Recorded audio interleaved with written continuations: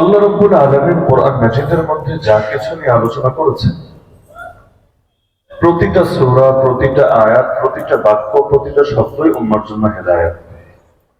যালিকাল কিতাবু লা রাইবা ফীহি হুদাল লিল মুত্তাকিন। পুরো কোরআনটাই সন্দেহের ঊর্ধ্বে এবং পুরো কোরআনটাই মুমিন মুত্তাকিদের জন্য হেদায়েত। আল্লাহ রাব্বুল আলামিন অতীতের যে কাহিনীগুলো শুনিয়েছেন, এগুলোর ভেতরেও ভবিষ্যতের জন্য হেদায়েত আছে বলেই আল্লাহ তাআলা এগুলো কোরআনে আলোচনা করেছেন। না হলে কোরআন তো হেদায়েতের কিতাব, গল্পের বই না, রূপকথার বই না। তো হেদায়েতের কিতাবের মধ্যে আল্লাহ তাআলা ঘটনাও যেগুলো এনেছেন, একটা ঘটনাও অপ্রয়োজনীয় না, অনর্থক না, এবং এগুলোর আবেদন কিয়ামতের একদিন আগেও হারিয়ে যাবে না।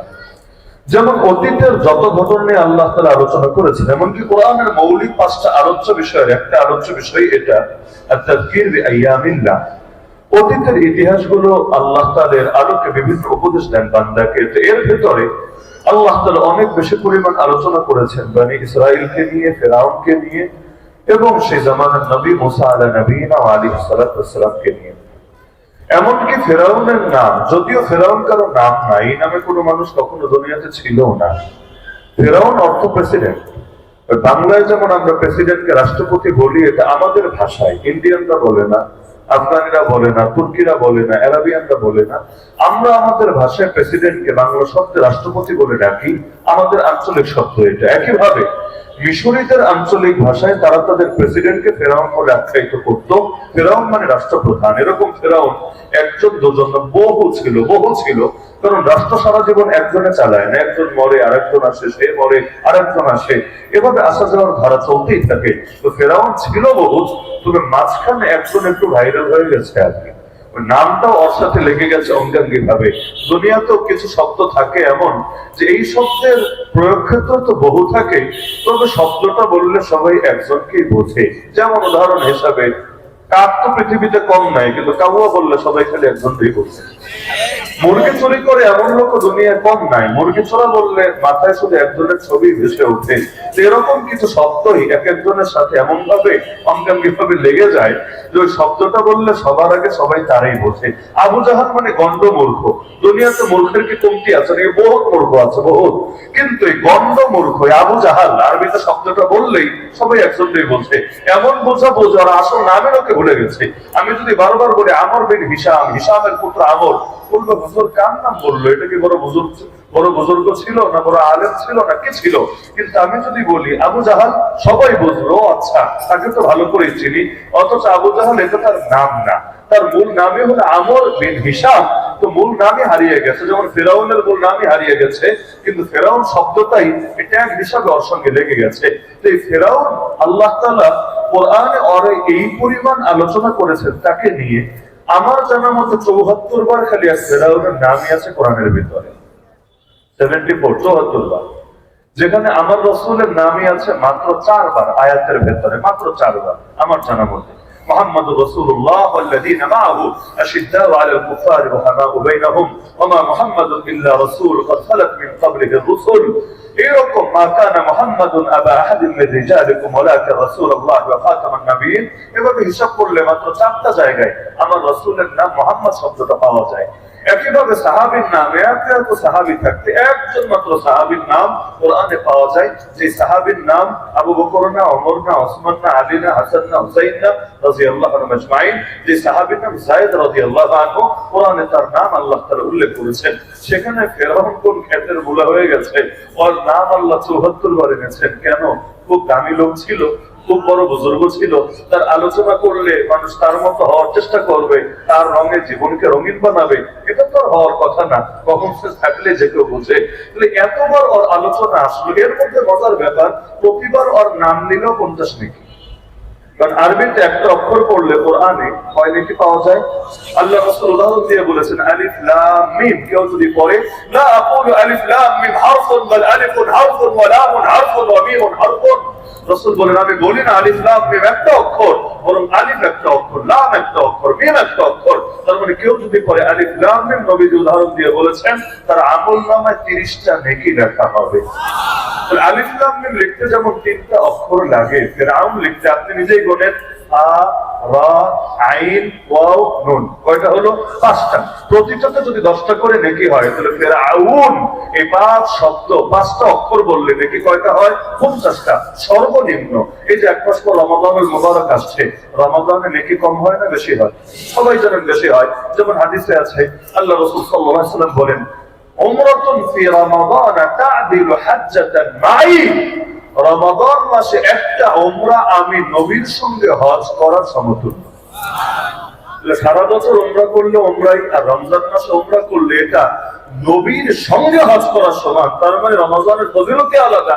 তো রমজানে কেউ যদি ফেরাউনের নাম পড়ে কোরআন তেলাওয়াত করতে গিয়ে, এমনি পড়লে হবে না, কোরআন তেলাওয়াত করতে গিয়ে, তাহলে নেকিটা আরো বেশি হবে। আর যদি খতম তারাবিতে পড়ে, নামাজে দাঁড়িয়ে, নেকি আরো বেশি হবে। এত নেকি ওর নাম নিয়ে, অথচ আমার নাম দিলেও তো নেকি নেই, আপনার নাম দিলেও তো নেকি নেই, সেখানে ফেরাউনের নামে এত নেকি কেন? তার মানে ওর নামের এই আলোচনাগুলো যে আল্লাহ এনেছে এর ভেতরেও বিরাট হেদায়েত রয়ে গেছে বান্দার জন্য। হেদায়েতটা কিভাবে? এগুলো তো আরো বহু আগের কেছা। কোন যুগে এসেছিল ফেরাউন আর কোন যুগে আমরা? তাহলে ওর কাহিনীর ভেতরে আমাদের জন্য হেদায়েত কিভাবে? হ্যাঁ, হেদায়েত এভাবেই আল্লাহ ইতিহাস থেকে ভবিষ্যতে শিক্ষা দেন। কারণ অতীতের সাথে ভবিষ্যতের বড় মিল থাকে, থিম একই থাকে, জাস্ট ওয়ালপেপার চেঞ্জ হতে থাকে। ওয়ালপেপার চেঞ্জ হোক না কেন, নাম চেঞ্জ হোক না কেন, ব্যক্তি চেঞ্জ হোক না কেন, তো গুণ বৈশিষ্ট্য যেহেতু একই থাকে, সুতরাং পুরনো দিয়েও ভবিষ্যতের শিক্ষা মেলে। এ কারণে আমার আল্লাহ ফেরাউনের আলোচনাগুলো করে বান্দাকে বার্তা দিয়ে দিয়েছেন, এক ফেরাউন লোকান্তরে, লক্ষ ফেরাউন ঘরে ঘরে, এরকম কিয়ামত পর্যন্ত নব্য যত ফেরাউন আসবে এগুলোর মোকাবেলা নবী মুসার মতো আসা হাতে নিয়ে কিভাবে করতে হবে, বান্দা তোমাকে সেই সবক শিখতে হবে কোরআনের পাতা থেকে। কারণ কোরআন কখনোই অতীত হবে না, কোরআন সর্বদা বর্তমান। আজও বর্তমান, 10 বছর পর বর্তমান, কিয়ামতের 1 মিনিট আগে বর্তমান। কোরআন কখনোই পুরনো হবে না, সেকেলে হবে না, তার আবেদন হারাবে না। দুনিয়া এত উন্নত হয়ে গেল, এত উন্নত, এমনকি বয়স্ক মানুষরা অনেক সময় আধুনিক দুনিয়ার সাথে খাপ খাওয়াতে পারে না। দেখা যায় মোবাইলের তো ঝামেলা হলেও ওই পিচ্ছি নাতির কাছে নিয়ে যায়, যেই নাতি ললিপপ ছাড়া চলতেই পারে, ওই রকম পিচ্ছি ওর কাছে নিয়ে গিয়ে বলে, নাতি আমার মোবাইলটা ঠিক করে দাও। অথচ বয়সে তার কত ছোট, কিন্তু মোবাইলের ঝামেলা হলে পোলাপানি বন্ধ হয়ে যায়। তখন কেন? আধুনিক জামানার সাথে ওরা তাল মিলাতে পারছে। বয়স্ক মানুষ দেখা যায় আইফোন হাতে নিয়ে দেবেন, সে চিন্তা করবে বাটন ফোন হলে লাল সুইচ আর সবুজ সুইচ দুইটা তো চিনি, আইফোনে টিপতে পারবো কোথায়, কোনটা রিসিভ করবো কিভাবে, মাঝে মাঝে বড় পেরেশানি হয়ে যায় তার জন্য। তো 10-20 বছর 50 বছর আগের মানুষই অনেক সময় খাপ খাওয়াতে গেলে ঝামেলা হয়ে যায়। এমনকি বাঘা বাঘা প্রবীণ রাজনীতিবিদরাও এই আধুনিক জেনারেশনের সঙ্গে ঝামেলা করতে গিয়ে নিজেরাই ঝামেলায় পড়ে যায়। দেখা যায় এই যে এত দুনিয়া উন্নত হওয়ার পর কোরআনের এমন একটা আয়াত দেখানো যাবে না যেটার আবেদন আজ আর নাই, আবেদন শেষ হয়েছে। বরঞ্চ আধুনিক বিশ্বের এমন কোন সমস্যা নাই যে সমস্যার সমাধান আল কোরআন সুন্নাহ এবং এই কোরআন সুন্নাহর মূলনীতির আলোকে দেওয়া সম্ভব না। যার কারণে কোরআন পুরনো হবে এটা কিভাবে বলবো? এমনকি বিগত 6 মাসে 2টা আয়াত আমার যেই কয়বার মনে আসে, আমার কেন যেন খালি বারবার মনে হয় এই আয়াতগুলো মনে হয় জুলাই আন্দোলনের পরে নাজিল হয়েছে। নাজিল তো হয়েছে আরো 1000 বছর আগে, কিন্তু আয়াত 2টা যতবারই মনে আসে আমার কেন যেন মনে হয় এই ঘটনা ঘটার পর যেভাবে বিভিন্ন পত্রিকাগুলো ফিচার ছাপে, বুলেটিন ছাপে, এভাবে কেন যেন এই ঘটনার পরে মনে আয়াতগুলো দেওয়া হয়েছে। আপনি বলবেন কিভাবে? আপনি নিজে একটাবার সুস্থ মস্তিষ্কে চিন্তা করেন, আয়াতটার অনুবাদটাই খালি সামনে রেখে একটু জগতের সাথে মিলালে আপনার নিজের বিবেক এটি সারা দেবে। যেমন আল্লাহ বলেন, ফালাম্মা নাসু মা যুকিরু বিহি, বান্দা যখন আল্লাহর উপদেশ বাণীগুলোকে ভুলে গেল, ফাতাহনা আলাইহিম আবওয়াবা কুল্লি শাই, আমি আল্লাহ প্রথমেই তার পাকড়াও করি নাই, ধরি নাই, বরঞ্চ প্রথমে তার জন্য সব কিছুর দরজা খুলে দিলাম। টাকা পয়সার দরজা, ক্ষমতার দরজা, প্রভাব প্রতিপত্তির দরজা, ইন্ডিয়ার দরজা, চায়নার দরজা, আমেরিকার দরজা। আল্লাহ বলেন আমি সব কিছু দরজা খুলে দিলাম। সবকিছু কথাটা তো ব্যাপক। হাত্তা ইযা ফারিহু বিমা উতু, অবশেষে বান্দা যখন সবকিছু পেয়ে মহা খুশি। এই ফারিহ মানে খালি খুশি না, ফারিহ শব্দের মধ্যে উদ্ধত্তের সাথে, অহংকারের সাথে যে খুশি সেটা বোঝায়। আল্লাহ তাআলা কোরআনের মধ্যেও জানিয়েছেন যে আল্লাহ তাআলা ইন্নাল্লাহা লা ইউহিব্বুল ফারিহিন, যারা দম্ভের সাথে যারা আনন্দ উদযাপন করে ওই রকম খুশি যারা, আল্লাহ ওদেরকে ভালোবাসেন না, ওদেরকে পছন্দ করেন না। অনেক সময় আচার আচরণ থেকেও আল্লাহর পছন্দনীয়তা এবং আল্লাহর অপছন্দনীয়তা নিয়ে নিতে হয়। যেমন কেউ টাকুনোর নিচে কাপড় ঝুলিয়ে পড়ছে, সে যদি বলে আমার দিলে কোনো অহংকার নাই, তারপরে তার কাপড় নিচে পড়াটাই অহংকার। আলাদা করে দিলে তোমার কি আছে না সেটা বিষয় না, এই যে নিচে পড়লা এটাই আল্লাহর দৃষ্টিতে অহংকার হিসাবে বিবেচিত, এবং এটার জন্য তোমাকে জাহান্নামে যেতে হবে। মা আসফালা মিনাল কাবাইনি মিনাল ইজারি ফিন্নার। একেবারে হাঁটা। আল্লাহ কোরআনে বলে দিয়েছেন রহমানের খাঁটি বান্দা কারা। এক নম্বর বৈশিষ্ট্যই বললেন ইবাদুর রহমান আল্লাযীনা ইয়ামশুনা আলাল আরদি হাওনা। সূরা ফুরকানে বলছেন রহমানের খাঁটি বান্দাদের এক নম্বর বৈশিষ্ট্য হলো তারা পৃথিবীতে চলাফেরা করে বিনয় নম্র ভাবে। তার মানে হাঁটার মধ্যে বিনয় থাকে, হাঁটার মধ্যে অহংকার থাকে। একদিকে বললেন রহমানের খাঁটি বান্দারা বিনয়ের সাথে চলে, আর এক আয়াতে আল্লাহ বললেন ওয়ালা তামশি ফিল আরদি মারাহা।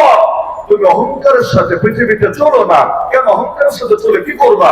ইন্নাকা লাম তাখরিকাল আরদা ওয়া লাম তাবলুগাল জিবালা তুলা কুল্লু যালিকা কানা সাইয়্যুহু ইনদা রাব্বিকা মাকরুহা। হাঁটার ভেতরে অহংকার থাকে, হাঁটার ভেতরেও বিনয় থাকে। অনেকে দেখবেন হাঁটে এমন আস্তে ধীরে, মনে হচ্ছে তার জ্ঞানের ভারে, তার প্রতিভার ভারে জমিন জোরে হাঁটলে মনে হয় একদম ভেঙে চূর্ণ বিচূর্ণ হবে। এর জন্য লোডটাকে কন্ট্রোল করে করে হাঁটতে থাকে। মাঝে মাঝে আমাদেরও পেরেশানি লাগে অনেকের হাঁটা দেখতে। আজকেও যেমন এই যে মুফতি উদয় সাহেবের সাথে কথা বলার পর তিনি বলছেন যে আপনার সাথে যোগাযোগ হচ্ছে, আপনি কই দেখি না কেন। এখন আমি তো গেট থেকে ঢুকেছি, এদিকে স্টেজ পর্যন্ত আসতে একদম সামান্য রাস্তা, তাই না? মেন রোড থেকে স্টেজ পর্যন্ত একদম সামান্য রাস্তা।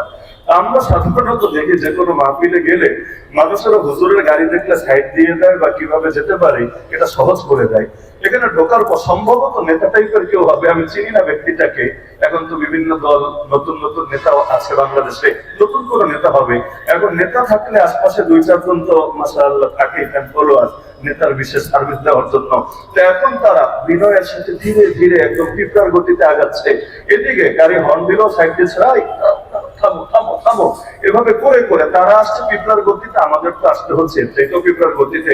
এতটুকু আসতে কয় মিনিট হয়েছে আমি গুনি নাই, তবে মোটামুটি 3-4 মিনিট প্রায় হবে শুধু এই গেট থেকে এ পর্যন্ত আসতে। তখনই আমার মাথায় বারবার বাড়ি দিচ্ছে ওয়ালা তামশি ফিল আরদি মারাহা ইন্নাকা লান তাখরিকাল আরদা ওয়া লান তাবলুগাল জিবালা তুলা। অনেক সময় সাধারণ জিনিসের মধ্যে অসাধারণ বার্তা থাকে। আল্লাহ বলে দিচ্ছেন বান্দা যখন সবকিছু পেয়ে মহা খুশি তখন কি হয়? অবস্থা এমন যে সে এত বেশি খুশি, এত বেশি অধ্যত্বে আক্রান্ত, পার মাটিতে পড়ে না, মানুষকে মানুষ মনে করে না, ধরাকে সরা জ্ঞান করে। এমনকি রাষ্ট্রের সর্বোচ্চ সম্মানিত আলেমদেরকে কারাগারে ভরে রাখতে, তাদের উপর জুলুম করতে দ্বিধা করে না। পরিণতি যখন এই পর্যায়ে হয় আল্লাহ বলেন আখাযনা এবং বাগতা, তখন আমি আল্লাহ হঠাৎ করে আকস্মিক ভাবে চট করে টুপ করে তারে ধরে ফেলি। এমন ধরা ধরি ফাইদা এবং মুবলিসুন, তখন বান্দা পুরাই নিরাশ হয়ে যায়। এই আয়াতটারে আপনি একবার চিন্তা করেন। আল্লাহ বললেন যে বান্দা যখন উপদেশ বাণীরা ভুলে যায় প্রথমেই ধরে না, সব দরজা খুলে দেয়। এরপর যখন বাড়াবাড়ি বেশি করে, অহংকার যখন বেশি চলে আসে, তখন আল্লাহ ফুট করে ধরে ফেলে। এমন ধরা ধরে সামনে খাবার থাকে, খাওয়ার টাইমটাও থাকে। এমন ধরে বেডরুমের কাপড় চোপড়টা পর্যন্ত গুছায় নিয়ে যাওয়া ঠিক মতো সুযোগ সুযোগ হয় না। এরপর আল্লাহ বলেন ফাইদা এবং মুবলিসুন, বান্দা এত নিরাশ হয়, এত নিরাশ, 6-6টা মাস চলে যায়, চট করে ঢুকতে চাইলেও ঢুকতে আর পারে না। ঢুকতে দূরের কথা, নিজের দলের ছেলেদেরকে একটু ওয়াজ নসিহত শোনাবে, একটু দাওয়াতি মেহনত করবে, দাওয়াত তো ভালো, একটু উপদেশ দেবে, কিন্তু উপদেশ দিতে গেলেও পোলাপান বুলডোজার অভিযান চালাতে দেরি করে। এই আয়াতটারে আপনি চিন্তা করেন, এটাকে 1500 বছর আগের মনে হয় কি ইদানিং এর মনে হয়? পুরনো মনে হয় না নতুন মনে হয়? আল্লাহ এরপর বলেন ফাকুকে আযাবুল কওমিল্লাযিনা যালামু ওয়ালহামদুলিল্লাহ রাব্বিল আলামিন। আরে জালেমদের শিকড় কেটে দেওয়া হলো, ওদের মূল উৎপাদিত করা হলো। তবে মনে রাখবা তোমরা মাস্টার মাইন্ড না, তোমাদের কৃতিত্ব না, তোমাদের কিছু না। সকল কৃতিত্ব, সকল প্রশংসা, সকল গুণগান, সকল স্তুতি একজনেরই, তিনি কে? এই আয়াতটাকে সামনে রাখেন। দ্বিতীয় আয়াতটাকে রাখেন সানাস্তাদরিজুহুম মিন হাইতু লা ইয়ালামুন ওয়া উমলি লাহুম ইন্না কাইদি মাতিন। আল্লাহ বলেন আমি বান্দাকে ধীরে ধীরে ধীরে ধীরে এমন এক পরিণতির দিকে নিয়ে যাই যেটা তার এলেমে ধরে না, তার জ্ঞানে ধরে না, তার মাথায় ধরে না, যে আমি তার নিতে নিতে এমন এক পরিণতির দিকে নিতে পারি যে পরিণতি থেকে সে বের হতে পারবে না। আমি তাকে ঢিল দিয়ে রাখি, ঢিল, কিন্তু ইন্না কাইদি মাতিন, আমার শক্তি, আমার কৌশল বড় শক্ত, বড় সবল, তার মানে দীর্ঘ ঢিল দেন। এরপর কৌশল করে আল্লাহ যখন ধরেন, সেটা এত শক্ত হয় যে এটার দিকে আল্লাহ যে তাকে নিয়ে যাচ্ছে সেটা তার মাথায়ও ধরে না, আসলেই তো ধরে না। তার মাথায় ধরে না, রয়ের মাথায়ও তো ধরে না। এই আয়াতগুলোকে পুরনো মনে হয় না নয়া মনে হয়? আমি আগেই বলেছি যে কোরআন, এটা আমার মহালোচনা, একটা উদাহরণ দিলাম যে কোরআন কখনো পুরনো হবে না। কোরআন এমন একটা আয়না, যে আয়নায় আমার চেহারা দেখা যাবে, আমার পরিবারের চেহারা দেখা যাবে, আমার সমাজ দেখা যাবে, আমার রাষ্ট্র দেখা যাবে। এমন কোন সমস্যা নাই যেটা কোরআনের আয়নায় দেখা যাবে না। সৈয়দ কুতুব রহমাতুল্লাহ আলাইহি নাম তো শোনার কথা। তিনি বলেন যে আমি যখন জানলাম যে কোরআনের মধ্যে নাকি সবার আলোচনা আছে এবং প্রত্যেকের নিজের নিজের চেহারাটাও কোরআনের আয়নায় দেখতে পাবে, আমি চিন্তা করলাম, তিনি বলেন শুরুর জীবনের কথা, আমি চিন্তা করলাম তাহলে একটু কোরআন পড়ি তো, আলহামদুলিল্লাহ থেকে মিনাল জিন্নাতি ওয়ান নাস পর্যন্ত, দেখে আমার আলোচনা আল্লাহ কোন জায়গায় করলো। কারণ আল্লাহ নাকি সব আলোচনাই করেছে কোরআনে, তিবিয়ানাল লিকুল্লি শাই মা ফাররাতনা ফিল কিতাবি মিন শাই। তা আমি বান্দা সাইয়্যিদ কুতুবের আলোচনা আল্লাহ কোথায় করলো, আমি একটু খুঁজতে শুরু করলাম। তিনি বলেন খুঁজে যাচ্ছি, এক পারা, দুই পারা, তিন পারা, চার পারা, 10 পারা, পাই না। একটু পেরেশানি লাগছে, কি রে সবার আলোচনা পাচ্ছি কিন্তু আমার আলোচনা পাচ্ছি না কেন? হঠাৎ করে তিনি বলেন একটা আয়াত পড়ে আমি লাফিয়ে উঠলাম।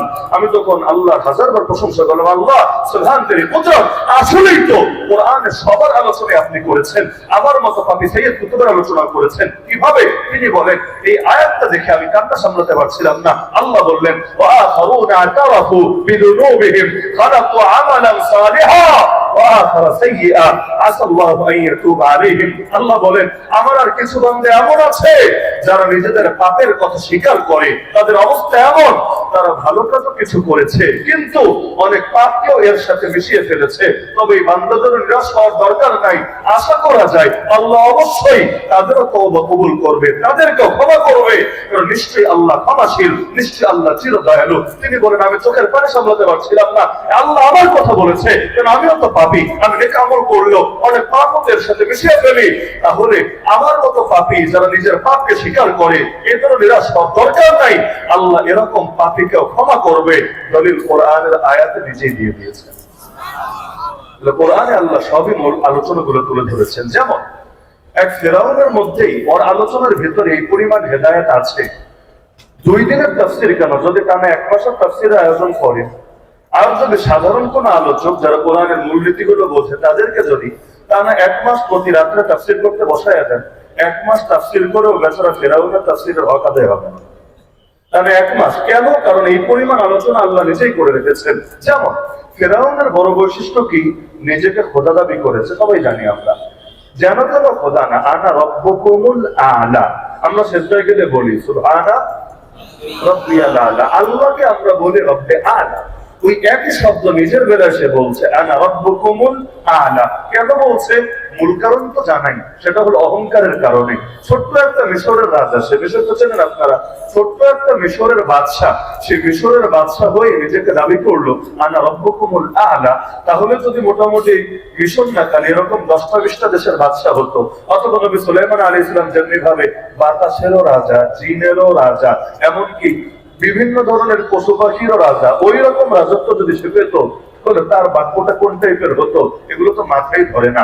এই যে এক দেশের অধিপতি হয়ে নিজেকে দাবি করলো আনা রব্বুকুমুল আলা, এই দাবির মূল কথা কি, যে জনগণ তার আনুগত্য এবং তার বিধান মান্য করতে বাধ্য থাকবে। এটাই তো, জনগণ তার আনুগত্য এবং তার বিধান মান্য করতে বাধ্য থাকবে। মজার বিষয়, এই ফেরাউন একদিকে নিজেরা রব দাবি করে, আরেকদিকে ওর লোকেরাই ওরে বলে। কি বলে? কোরআনে আছে ওয়াকাল মালাউ মিন কওমি ফিরআউন আতাযাবু মূসা ওয়া কওমাহু লিইফসিদু ফিল আরদ ওয়া ইয়াযারাকা ওয়া আলিহাতাক। ফেরাউনের সভাসদ বর্গ, ওর মন্ত্রী পরিষদের লোকেরা, ওর আমলারা ওরে বলতেছে আপনি কি মূসা এবং তার কওমকে এমনি ছেড়ে দেবেন যাতে করে তারা পৃথিবীতে জঙ্গিবাদ বিস্তার করে, সন্ত্রাস ছড়িয়ে দেয়, নৈরাজ্য বিস্তার করে এবং আপনাকে আর আপনার উপাস্যদেরকে পরিত্যাগ করে? শব্দটা কিন্তু চিন্তার বিষয়। আপনাকে এবং আপনার উপাস্যদেরকে পরিত্যাগ করবে এবং পৃথিবীতে জঙ্গিবাদ ফাসাদ ছড়াবে, এজন্য কি আপনি নবী মূসা আর তার জাতির সুযোগ দেবেন? এটা দেওয়া উচিত না। ফেরাউন উস্কা দিচ্ছে, আর ফেরাউন উস্কানি খেয়ে বলছে আমি ছেড়ে দেব না, আর ওদের বাচ্চাদেরকে কচু কথা করবো। ওয়ানাস্তাহি নিসাআহুম, আর ওদের নারীদেরকে গ্রেফতার করে জীবিত রেখে দাসী বানাবো। এই যে দেখা যাচ্ছে ফেরাউন যখন থেকে উস্কানি দিল, বাক্যটা বললো আপনাকেও পরিত্যাগ করবে, আপনার উপাস্যদেরকেও পরিত্যাগ করবে, তাহলে ফেরাউনের উপাস্য আছে? স্পষ্ট। একদিকে নিজেকে দাবি করছে আমি খোদা, আমি উপাস্য, আনা রাব্বুকুমুল আলা, আর একদিকে ওর লোকেরাই ওর মন্ত্রী করে শুধু সদস্যরা ওকে বলছে ওয়া দারাকা ওয়া আলিহাতাক, আপনাকেও পরিত্যাগ করবে, আপনার ইলাহ যারা রয়েছে, আমরা যেমন বলি লা ইলাহা ইল্লাল্লাহ, নেই কোনো ইলাহ আল্লাহ ছাড়া, ওই ফেরাউনকে বলছে আপনার ইলাহ যারা আছে ওদেরকেও পরিত্যাগ করবে, সুতরাং তাদের বিরুদ্ধে অ্যাকশনে যাওয়া উচিত। তার মানে ফেরাউন নিজের খোদা মনে করে, কিন্তু ও একজন না আরো বহু ইলাহে বিশ্বাসী হয়ে আছে, এবং ওই ইলাহের প্রতিনিধি হিসাবে, ওই ইলাহদের প্রতিনিধি হিসাবে জাতিকে ওর আনুগত্যে বাধ্য করে রেখেছে। কয়েকটা বলছেন, যেমন ধরেন ইউরোপে সেকুলারিজম যে এসেছে, ধর্ম নিরপেক্ষতাবাদ, এর মূল প্রেক্ষাপটটা কি ছিল? যদিও বাংলাদেশেও সংবিধানের মধ্যে 72 সংবিধানে 4 মূলনীতির একটা আছে ধর্ম নিরপেক্ষতাবাদ। তো চিন্তার বিষয়, বাংলাদেশের ঐতিহাসিক প্রেক্ষাপটই আলাদা আর ইউরোপের প্রেক্ষাপটই আলাদা। ইউরোপে ধর্ম নিরপেক্ষতাবাদ এসেছিল মূলত চার্চের জুলুমে অতিষ্ঠ হয়ে। চার্চের কি জুলুম? ওই সময় যারা রাজা হতো, রাজাদেরকে এসে আশীর্বাদ করে দিয়ে যেত পাদ্রীরা, পাদ্রী বোঝেন তো, মানে খ্রিস্টান ধর্মের হুজুর যারা, পুরোহিত যারা, ওরা এসে আশীর্বাদ জানায় যেত। এমনকি আধুনিক দুনিয়ায় ওই আমেরিকায় দেখবেন যে প্রেসিডেন্ট হয়, ওর সামনে বাইবেল রাখা হয়, বাইবেল খ্রিস্টানদের ধর্মগ্রন্থ, সেই বাইবেলে হাত রেখে তারপর শপথ করে। বাংলাদেশে যেমন শপথ অনুষ্ঠান হয়, ওদেরও দেখবেন শপথ অনুষ্ঠান, আপনি নিজে সার্চ করে দেখেন, দেখবেন বাইবেলে হাত রেখে শপথ করে।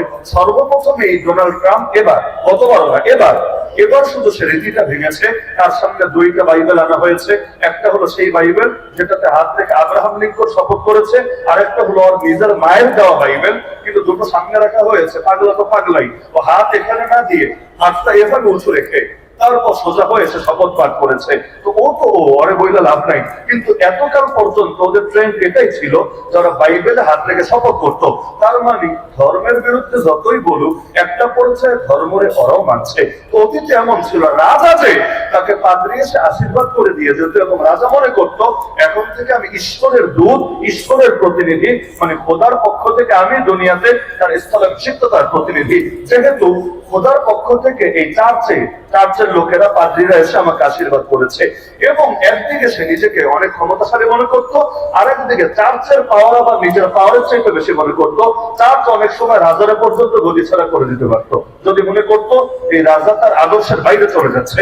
এক পর্যায়ে মানুষ অতিষ্ঠ হয়ে গেছে। কেন?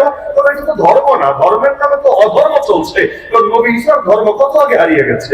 ওই আসল ইনজিল গোটা দুনিয়াতে একটা কপিও নাই, এমনকি যেই ভাষায় ইনজিল নাজিল হয়েছিল ওই ভাষায় একটা মূল ইনজিলের কপি দুনিয়ার কোথাও সংরক্ষিত নাই।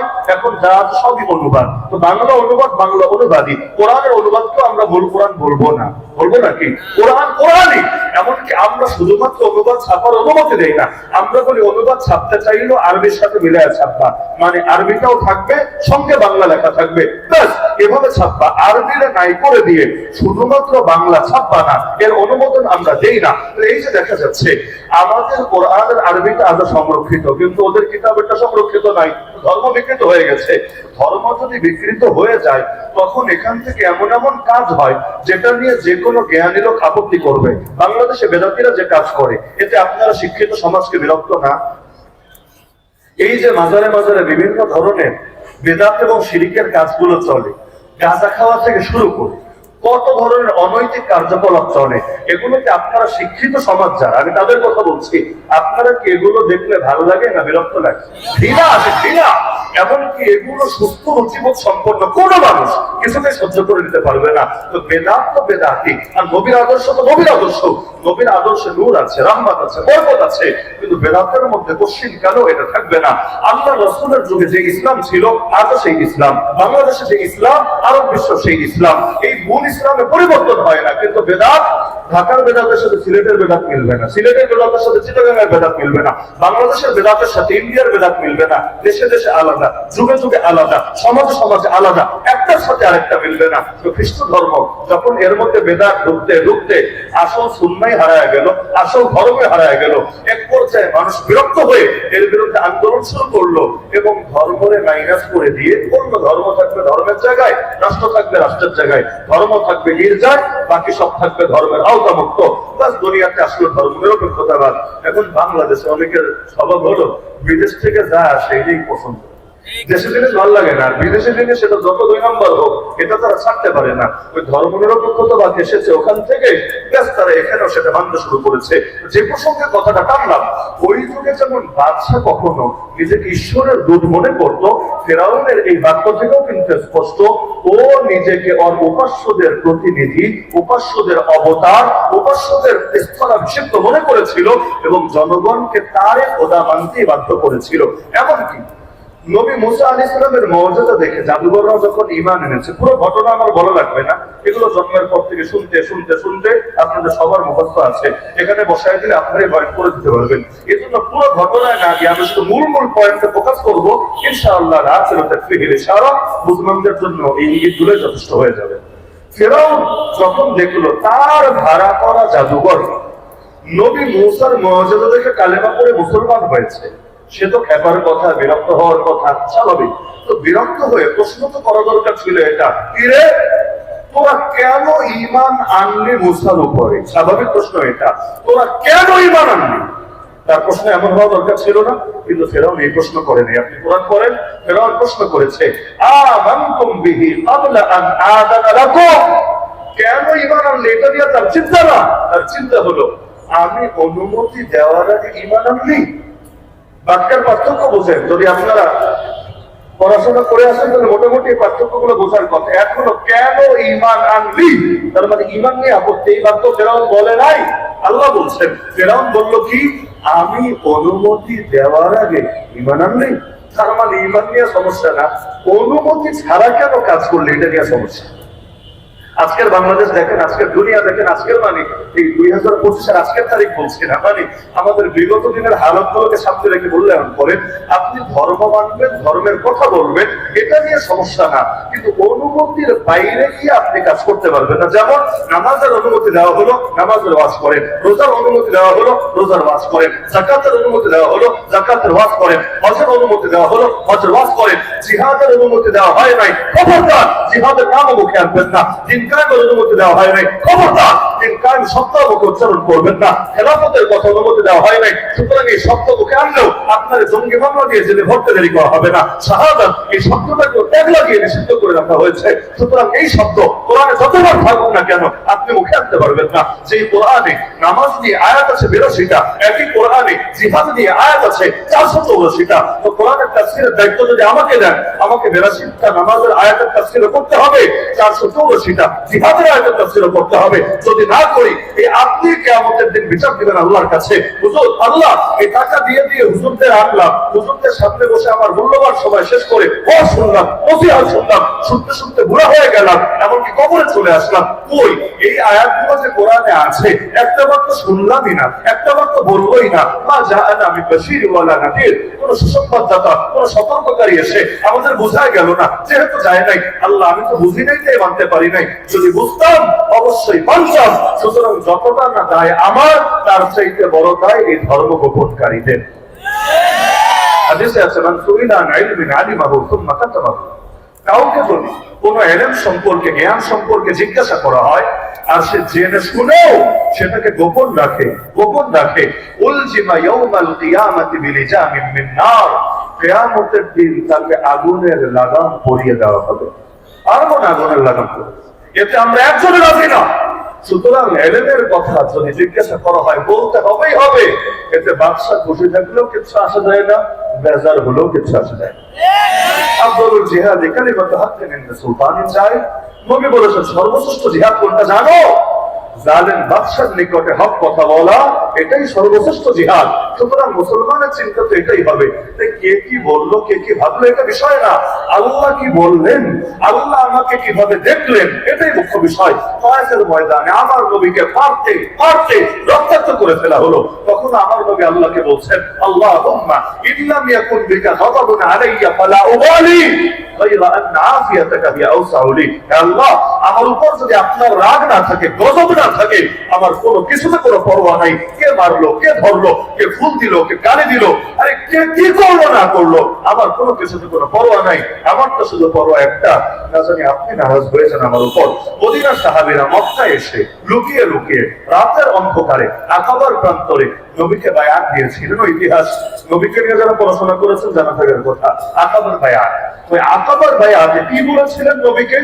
উবাদা বিন সামিত রাদিয়াল্লাহু আনহু সেই হাদিস আজ ইতিহাসের পাতায় স্বর্ণাক্ষরে লেখা আছে।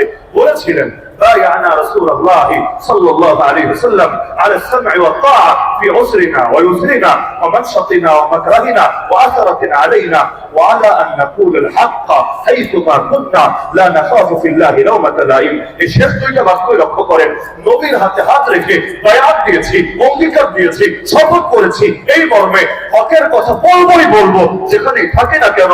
হকের কথা বলতে গিয়ে কোন নিন্দুকের নিন্দার কোন পরোয়াই করব না। নবীর সাহাবীরা নবীকে যদি এই মর্মে বায়াত দিয়ে থাকেন, তো নবীর উম্মতের জন্য এটা আদর্শ, নবীর উম্মতের জন্য এটা আদর্শ। সুতরাং প্রকৃত মুসলমান মুসলমান হিসাবে তার চেতনা তো এটাই হবে, শোকে যেহেতু দিয়েছে নিজেকে আল্লাহর কাছে, আর গোলামে যেহেতু কবুল করেছে একমাত্র আল্লাহর, দ্বিতীয় কারণা, সুতরাং আল্লাহর কথা বলা তোর চোখে যদি সাম্প্রদায়িকতা হয়, আল্লাহর কসম সাম্প্রদায়িক গালি খেতে রাজি আছি। আল্লাহর দ্বীনের কথা বলা তোর চোখে যদি মৌলবাদ হয়, মৌলবাদী গালি খেতে রাজি আছি।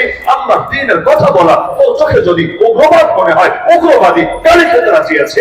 আল্লাহর দ্বীনের কথা বলা তোর চোখে যদি জঙ্গিবাদ মনে হয়, তোর মতো পাপিষ্ঠের মুখ থেকে জঙ্গিবাদী গালি খেতে রাজি আছি। আমার নবীকে কোন গালিটা দেওয়া হয় নাই? গণ, জ্যোতিষী, পাগল, জাদুঘর, সম্প্রদায় ফাটল সৃষ্টিকারী সব গালি দেওয়া হয়েছে। তো কি হয়েছে? আরে আমরা পৃথিবীতে কেউ গালির ভয়, হামলার ভয়, মামলার ভয়, জেলের ভয়, জুলুমের ভয়, ক্রোশ ভয়ের ভয়, আয়না ঘরের ভয়, ঘুমের ভয়, ফাঁসির ভয়, আল্লাহর কসম আল্লাহর একটা বিধান ছাড়তে রাজি না।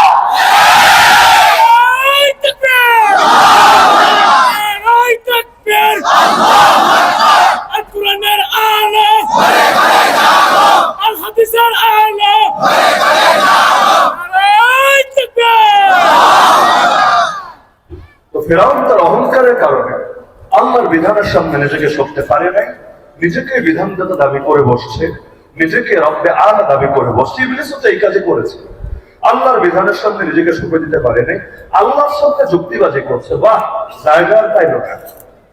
আল্লাহ বললেন আদমকে সেজদা দাও, অথবা আদমকে কেবলা বানানো হলো আদমের দিকে ফিরে সেজদা দাও। দুই ব্যাখ্যাই আছে। উসজুদু লি আদম, এক হলো আদমকে সম্মানসূচক সেজদা দাও, আর এক হলো আদমের দিকে ফিরে সেজদা দাও। যেমন কাবার দিকে ফিরে সেজদা দেই, আল্লাহর কসম আমরা কাবাকে সেজদা দেই না। কাবাকে সেজদা দিলে ঈমান থাকবে না। আমরা সেজদা দেই কাবার রবকে, আল্লাহকে, কাবাকে দেই না। কাবা আমাদের কিবলা, এদিকে মুখ করি ঐক্য ঠিক রাখার জন্য। তাহলে এক একজন এক এক দিকে মুখ দিলে এটা হবে না, এটা কোনো সিস্টেমই থাকবে না। ঐক্য ঠিক রাখার জন্য আমরা এই কাজটা করি, কিন্তু সেজদা দেই কাবার রবকে। কিবলা করতে হবে এটা আল্লাহ নির্ধারণ করার অধিকার রাখেন, দ্বিতীয় কেউ না। একসময় কিবলা ছিল মসজিদ আকসা, এখন হয়েছে কাবা। আল্লাহ তাআলা ওদের জন্য বললেন তোমাদের জন্য সাময়িক কিবলা হলো আদম, আদমের দিকে ফিরে সেজদা দাও। জিবরিলের ই করতে লাগলো না, মিকাইলের লাগলো না, ইসরাফিলের লাগলো না, এমনকি মালাকুল মউতেরও লাগলো না, এত এত ফেরেশতা আসমানে একজনেরও লাগলো না। ইবলিস বলে উঠলো আমি পারবো না। কেন? আনা খায়রুম মিন, আমি উত্তম তার চাইতে। ইবলিস উত্তম, আদম আলাইহিস সালাম মধ্যম। যুক্তি, আনা খায়রুম মিন, আমি ওর চাইতে উত্তম। কেন? একটা বলেছে আর একটা লুকিয়ে রেখেছে। বলেছে হলো খালাকতানি মিন নার ওয়া খালাকতাহু মিন তিন, আমাকে বানিয়েছো আগুন থেকে, ওকে বানিয়েছো মাটি থেকে। সৃষ্টির উপাদান নিয়ে অহংকার করছে। আগুন থেকে বানাইছে তো কি হয়েছে, মাটি থেকে বানাইছে তো কি হয়েছে। ওটা নূরের তৈরি ফেরেশতাই সেজদা দিতে পারলো, আর তুই আগুনের তৈরি হয়ে ভাবছো তার সামনে, তাহলে আগুনের দাম কি নূরের চাইতে বেশি নাকি? প্রশ্ন আসে না। তো নূরের তৈরি ফেরেশতা দিতে ঝামেলা হলো না, তোর আপত্তি হয়ে গেল। সৃষ্টির উপাদান নিয়ে অহংকার, এই যুগে যেমন কালা সাদা নিয়ে অহংকার করে, বাংলাদেশে নাই ঝামেলাগুলো তেমন। কোন কোন দেশে আমেরিকা পর্যন্ত মারপিট চলে, শ্বেতাঙ্গ কৃষ্ণাঙ্গের দ্বন্দ্ব। এক নম্বর কারণ বললো, আমাকে বানিয়েছে আগুন থেকে, ওকে বানিয়েছে মাটি থেকে। মাটি নিচের জিনিস নিচেই থাক না, আমি উপরের জিনিস উপরে থাকি না, মাটি সমান্তরাল, আমি তো ঊর্ধ্বমুখী। এক যুক্তি এটা, আর আরেক যুক্তি হলো ভেতরে এতটা লেবাদত করলাম, আর এইবারটাই মাত্র পয়দা হলো, এখনো কিছুই করতে পারলো না, তা আমি এত কিছু করে যদি অসম্মান নত হতে হয়, তাহলে আমার কিছু থাকে নাকি? মানে ভাবটা হলো এমন, মুই কি হলো রে, আর ভাবটা এমনই আর কি, মুই কি হলো রে, এই টাইপের একটা বাচ্চা হলো ইবলিস সাহেবের। এখন ইবলিস যদিও বড় বুজুর্গ ছিল, কোনো সন্দেহ নেই, একদিন দুদিন ইবাদত করে তার আসমান পর্যন্ত যাইতে পারে নাই। আপনি এতদিন ধরে নামাজ পড়ে মাটি থেকে 2 কদমই উপরে উঠতে পারলেন না। এখনো এমন না নামাজে দাঁড়ালে চার নামাজ সহ একতলা পরিমাণ উপরে উঠে যান না, এখনো ওই শক্তি পেলেন না। আর সেখানে ইবলিস বেচারা যেতে যেতে ফেরেশতার মধ্যে ঠাই হলো, ইবাদত কম করে নাই, জীবনে সেজদা কম দেয় নাই, কিন্তু একদিন আল্লাহর সাথে অহংকার দেখিয়ে বসলো, আল্লাহর বিধানের সামনে নিজেকে সঁপে দিতে পারলো না, হিংসার কারণে, প্রতিহিংসার কারণে, অহংকারের কারণে নবীর সামনে বেয়াদবি করে বসলো। আনা খায়রুম মিন বলাই তো নবীর সামনে বেয়াদবি, নবীর চাইতে উত্তম কেউ হবে না, হতে পারেই না। নবী তো নবী, পৃথিবীর কোন ওলি কোন সাহাবীও নবীর পায়ের গোলার সমান হতেই পারে না, সেখানে নবীর চাইতে নিজেকে উত্তম বলছে, মানে সর্বপ্রথম ওস্তাদ রাসূলের খাতায়, শাতিম রাসূলের খাতায় নিজের নাম উঠিয়েছে। আল্লাহ তাআলা ওরে বের করে দিলেন, চিরকালের জন্য বহিষ্কৃত করলেন। আচ্ছা, এখান থেকে কি এই শিক্ষাটা বের হয় না? আপনি গভীরে ডুব দেওয়া লাগবে না, স্বাভাবিক ঘটনা থেকে আপনার বিবেককে জিজ্ঞাসা করেন, এখান থেকে কি শিক্ষা বের হয় না? আল্লাহর সাধারণ থেকে সাধারণ কোন একটা বিধান, বেশি লাগবে না, একটা বিধানের সামনেও কেউ যদি নিজেকে সঁপে দিতে না পারে, যুক্তি দিয়ে বিভিন্ন রকম কারণ দেখিয়ে আল্লাহর বিধানের উপরে নিজের মতবাদ প্রতিষ্ঠিত করার চেষ্টা করে, তাকে ইবলিসের দোষর ছাড়া, ইবলিসের প্রেতাত্ম ছাড়া ভিন্ন কোনো কিছু বলা যায় না। ইবলিস যদি একটা বিধান অস্বীকার করে কাফের হয়, আবার ওয়াস্তাকবারা ওয়া কানা মিনাল কাফিরিন। আর যদি বাংলাদেশে বসে ওকে অস্বীকার করে, ইসলামের এই আইন মানি না, এই বিধান মানি না, তাহলে মুসলমান বলতে হয় না কাফের বলতে হয়? আপনি আপনার বিবেককে জিজ্ঞাসা করেন, ইসলামের যে কোনো বিধান কেউ যদি বলে সব মানি বা সব মানি না, তুই কাফের। সব মানি, সব মানি, কিন্তু জিহাদ মানি না, কাফের। সব মানি, ইসলামী আইন, ইসলামী বিধান মানি না, নিঃসন্দেহে কাফের। তো লা ইলাহা ইল্লাল্লাহ, নেই কোনো মাবুদ আল্লাহ ছাড়া, there is no god but Allah. এই বাক্য বলে তো আমি এটারই ঘোষণা দিচ্ছি, আমার নামাজের রব যিনি, আমার রাজনীতির রব তিনি, আমার যাকাতের রব যিনি, আমার অর্থনীতির রব তিনি, আমার হজের রব যিনি, আমার পার্লামেন্টের রব তিনি, আমার যাকাতের রব যিনি, আমার সংবিধানের রব তিনি, আমার কোরবানের রব যিনি, আমার কোর্ট কাছারির রব তিনি, আমার ব্যক্তিগত জীবনের রব যিনি, আমার রাষ্ট্র পরিচালনার রব তিনি। জীবনের সব ক্ষেত্রে রব হবেন একজনই, তিনি আল্লাহ। মসজিদও আল্লাহ, মাদ্রাসায় আল্লাহ, মাহফিলও আল্লাহ, খানকায়ও আল্লাহ, তাবলীগও আল্লাহ, মারকাজও আল্লাহ, ইজতেমাও আল্লাহ, রাজনীতিতেও আল্লাহ, অর্থনীতিতেও আল্লাহ, বিচার আচারেও আল্লাহ, আইন কানুনেও আল্লাহ, শিক্ষা দীক্ষায় আল্লাহ, সভ্যতায় আল্লাহ, সংস্কৃতিতেও আল্লাহ, বিনোদনেও আল্লাহ, সব ক্ষেত্রে শুধু আল্লাহ আল্লাহ আল্লাহ। যে মানবে তাকে একত্ববাদী বলা যাবে, যে সব ক্ষেত্রে মানতে রাজি না, পরে বহুত্ববাদী মুশরিক বলতে হবেই হবে। জন্মের পর আল্লাহর নাম শোনানো হয়েছে, মরার পর আল্লাহর নাম শোনানো হবে, আযানে ইকামত আল্লাহর নাম শুনছি, নামাজেও আল্লাহর নাম বলছি, এমনকি উচ্চ স্থানে উঠতে গেলেও আল্লাহর বরকতের ঘোষণা দিতে দিতে যাচ্ছি। তো সব জায়গায় আল্লাহ আল্লাহ আল্লাহ, মাঝখানে গায়রুল্লাহ গায়রুল্লাহ বলে কিভাবে? যে মুখ দিয়ে বলেছে আল্লাহু আকবার, আল্লাহ সবচেয়ে বড়, ওই মুখ দিয়ে দ্বিতীয় কারো বরত্বের কথা আল্লাহর বাইরে গিয়ে বলে কিভাবে? আর যদি বলি, আমার ঈমান ঠিক থাকে কিভাবে? তাহলে এই যে ফেরাউনের কৌশলগুলো, এর মধ্যে আবার চিন্তা করেন, ফেরাউন নিজের বিধানদাতা দাবি করেছে, আজকালও অনেকে নিজেকে বিধানদাতা দাবি করে, যদিও এটা বলে না আমার সেজদা দিয়ে, আমার রুকু দে। সেজদা দিলে কি লাভ, রুকু দিলে কি লাভ? ওই মনের মধ্যে একটু ভাব আসে, এছাড়া তো তেমন কোনো লাভ নেই। টাকা পয়সা ইত্যাদি এগুলোর তো লাভ টাভ নেই, কিন্তু এই যে বিধানের যে দ্বন্দ্ব, আজও পর্যন্ত আমরা এমন একটা সময় আছি, বাংলাদেশ স্বাধীন হলো 74, মানে দীর্ঘ একটা সময়, 54 বছর হয়ে গেল, এখনো পর্যন্ত সংবিধানে লেখা সকল ক্ষমতার মালিক, সবাই জানেন কি লেখা? সকল ক্ষমতার মালিক নাউজুবিল্লাহ। এই 54 বছরে এসে সংখ্যাগরিষ্ঠ মুসলমানের দেশে, এই দেশে মুসলমান কত আমি তো আর গুনে নাই, প্রথম আলোই লেখে, ওই প্রথম আলোর মতো ফাজিলে যদি লেখে বিশ্বাস করা যায় 90% মুসলমানের দেশ ওরা লেখে। তাহলে বাংলাদেশে যদি 90% মুসলমান থাকে, আর স্বাধীনতা 54 বছরে এসে আজও পর্যন্ত লেখা থাকে সকল ক্ষমতার মালিক জনগণ, এমনকি নতুন যে সংবিধান নতুন করে প্রণয়ন করা হবে, যার জন্য বিভিন্ন প্রস্তাবনা সরকারের কাছে জমা দেওয়া হয়েছে। সেখানে আমি বহু আশা নিয়ে খুঁজেছিলাম যে এইটার পরিবর্তে এমন কিছু পাই কিনা যে সকল ক্ষমতার মালিক আল্লাহ, সার্বভৌম ক্ষমতার মালিক আল্লাহ, সার্বভৌমত্ব একমাত্র আল্লাহ। আমি বড় আশা নিয়ে এটা চেষ্টা করেছিলাম, কারণ অনেক হুজুরদের সাথেও নিয়ে মত বিনিময় করেছে সংস্কার কমিশন। আমার ধারণা ছিল আল্লাহর সার্বভৌমত্ব নামাই না যে সংবিধান হয়, আর যাই হোক ওই সংবিধান তো মুসলমানের সংবিধান হতে পারে না। আর ইখতিলাফ আছে বহু কিছু নিয়ে, শাখাগত বিষয়, সন্দেহ নাই, কিন্তু আল্লাহ সার্বভৌমত্ব না মেনে মুসলমান হতেই পারে না, কোনো সুযোগই নাই। কোরআনের প্রথম আয়াতই আলহামদুলিল্লাহি রাব্বিল আলামিন। রব তারই বলে যিনি সার্বভৌম ক্ষমতার মালিক, সকল ক্ষমতার মালিক যে তিনি রব হতে পারে, সকল ক্ষমতার মালিক না যে তিনি রব হবেন না। তো যেই ঘোষণা আমরা সূরা ফাতিহার প্রথম আয়াতে দিই, ওই ঘোষণাটা আমরা সংবিধানে আশা করতেই পারি। কারণ সংবিধান মানে সরকার আর জনগণের মধ্যে লিখিত চুক্তি। দেশ চালাতে সংবিধান জরুরি না।